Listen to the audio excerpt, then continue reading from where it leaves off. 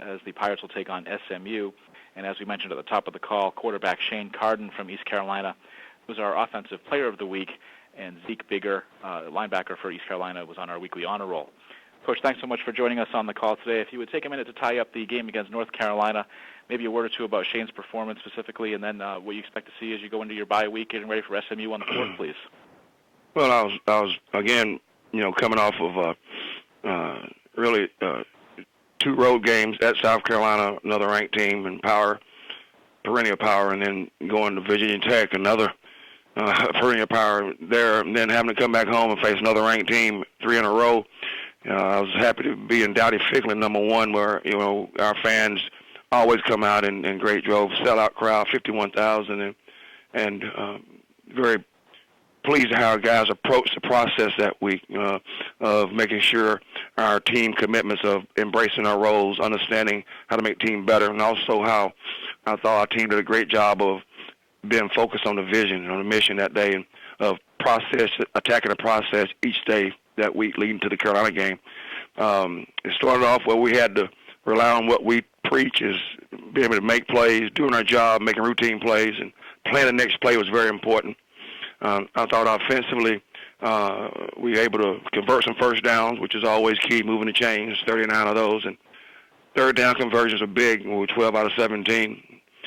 We knew we would have to make some explosive plays against Carolina offensively, and we made 18. And for the 4th week in a row, our offensive line, who have 3 new starters, did a good job of really bailing us out of some tough situations with second effort and help get us some runs that were momentum changing for us.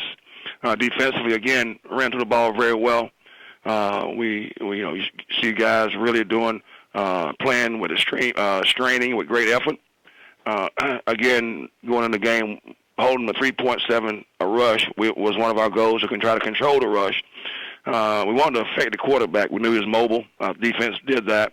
I thought we were great on third downs. 6-7% for us was good, very good. And we had what we call 20 mad plays, which make a difference plays, which may be a sack or a fumble.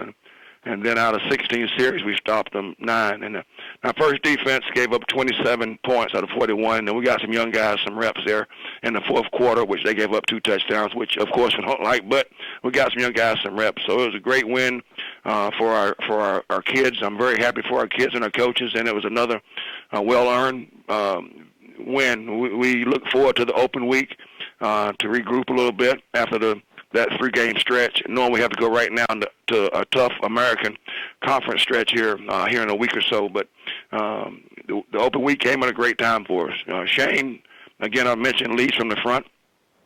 He embodies our commitment to our team and understanding how important that is and what his role is, and also demonstrating to the rest of the team of how to focus each week and stay focused on the vision or mission of each day, each play getting better. I thought Shane did a great job of distributing the football, stayed calm in the pocket, did a great job of getting us in the right play. He and Lincoln Riley, my assistant head coach and offensive coordinator, on the same page. And, it was a great team win, all 3 sides of the ball, and we try to focus on that. Special teams maybe had some bad plays, but tough plays, but offense and defense held them together. And then there were times when the special teams held the other 1 or 2 together. So I was proud of the team effort and happy to get the win. Take questions for Coach McNeill, please. Hit *1 on your telephone to join the queue, and then the operator will introduce you. We'll take our first question from Dan Tortora with Dan Tortora Broadcast Media. Hey, Coach. How you doing today? Hey, Dan. How you doing? Doing well. Kind of going off of what you said, I know you mentioned Shane and you were talking a lot about his accomplishments or what he's done, but just to go a little bit further outside of the touchdowns and the yards that he's gained, and what type of leadership he's established for you early on this season. Well, it's 5 years ago we began building it block by block, Dan, and it was going to be a commitment to our team first by everyone in the organization, and a commitment to be able to focus on the mission or the vision or the goal. And we do it by day-to-day process. We don't look ahead, and that's not coaching cliche or buzzwords for us. And Shane being a leader and an earned leader, because well done is better than well said. And Shane leads from the front. And he, along with this group, not just Shane, and Shane will tell you it's not a Shane team. It's a team that is built with about 24, 26, maybe 30 guys that have been with us through this building process. And Shane, along with the rest of those 30 to 32 guys, I keep going up, they do a great job of conveying that team first message and focus on our mission or vision goal message. They do it fantastically for us. It makes our job easier as coaches. And then as far as, the team that you just beat being in the ACC, the whole power versus non-power conferences and everything that's being discussed with the NCAA, when you beat a team in North Carolina, despite them not being ranked right now, what does that mean for a team like ECU to do what you did against Virginia Tech and then beat a North Carolina and establish that you are beating these teams that are considered to be the power conference teams?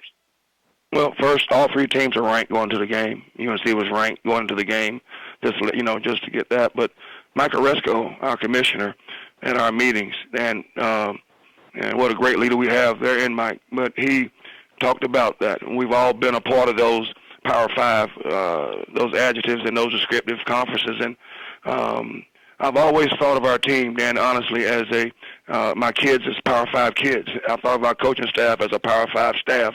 I'm saying as humbly as I can because I've been a part of that separation of autonomy that's trying to be established.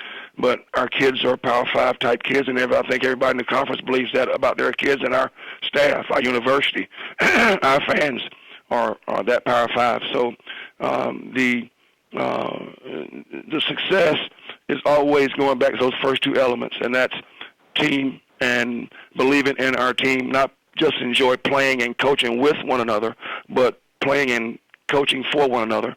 That was adamant, and that success is you can't beat it. And also the vision, but you do your talking and you show it on the field, and Commissioner Oresco asked us that. So, we have a long season left. We just finished the first quarter of our season.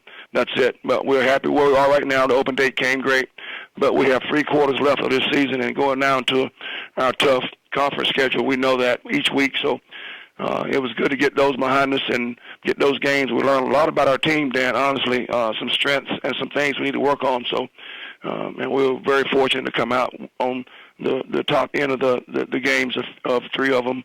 But glad to get this open week, honestly. Thanks, Coach. I appreciate it. Yes, sir. We'll take our next question from Mark Cooper with Tulsa World. Hey, Coach. You've been at East Carolina. You've been at East Carolina for a few years now as the head coach, and I was curious: does coaching at your alma mater does it bring some unique challenges, or what are sort of the biggest benefits and I guess the biggest challenges of being at your alma mater as a coach? Well, for me, I came here at 17 years old, Mark, and Pat Dye, who came to the game this week, Coach Pat Dye, a Hall of Famer, and my second dad, really, that's where I came. It was a place that shaped who I am and how I am right now, from the family environment to the fundamental environment to making sure your kids realize that everybody's someone, and you're not better than anybody else, but no one is better than you. That's our thought process. So it's an honor for me to have been a student here and graduate. Not just me, Mark, but my brother, sister-in-law, everybody has graduated. I got a whole clan. My wife got a master's, all that. So it's an honor for me to have been a student and have played and now be able to coach here. Thanks, Coach. You're welcome. We'll take our next question from Shannon Owens-Green from the Orlando Sentinel. Good morning, Coach. How are you doing today? Hey, how you doing? Good to talk to you. Good to talk to you, too. I realize it's really early still, but you guys are certainly building a strong case to win the conference in your first year with the American.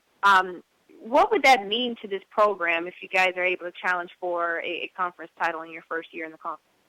Well, first of all, we have that's a tall task, and we really haven't thought that far down the line, really, to be honest with you. Everybody has that as a goal, but what we've done, Shannon, I thought, but by this team and leadership and our staff, I'm very fortunate, is we've been able to just focus on what's at hand and take it one day at a time, and it's not buzzwords for us. We began it 5 years ago, and the same message has been there consistently of a team focus and a focus on the vision and mission.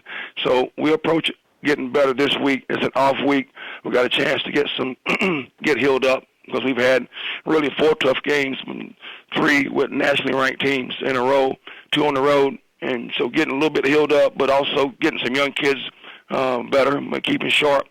And we'll just approach it week at a time right now. Have a great week this week. Have a great day tomorrow. And then get ready for SMU on Sunday. And we'll take it, and this, again, not buzzwords, we'll take it 1 week at a time, even more than that, 1 day at a time, even more precise than that, Shannon, 1 play of that day at a time. And that's how we operate, and we'll continue that throughout. Coach O'Leary said during the media days in Rhode Island that it's better to be the hunter than the hunted. Obviously, you guys are getting more and more eyes on you, I'm sure, from other conference teams. Is that something that you agree with? Do you like having teams sort of look at you twice now and say, hey, you know, this is a team that might take it all? Well, we don't look at it that way. You know, we just, and you ask our kids this, and you can go back and we can worry about what we can control, and that's how we practice and how we prepare, and we can control that. And if we prepare well, it gives us the best chance to have a chance of success on game day. And we never forget about our team commitment and our mission commitment of getting better each week. Coach O'Leary's, he proved it last year. They could have called me before the Baylor game, and I would have told them the outcome of that, because year in and year out, everywhere Coach O'Leary's been, he's had successful teams and his personality within. Also, this league is full of great coaches, everyone. And I was in that room, and I've been in a long time, 34 years, doing one thing, and I look around and I see all the coaches in our conference, and it's not just great ball coaches, but they coaches that know how to build programs and win. So I'm honored just to be a part of this American Conference and be a part of this coaching, our coaching family within the American Conference, led by Commissioner Oresco. Thanks, Coach. You're welcome, Shannon. Coach, we thank you for the time this week. Look forward to talking to you again next Monday. Yes, sir. Thank you.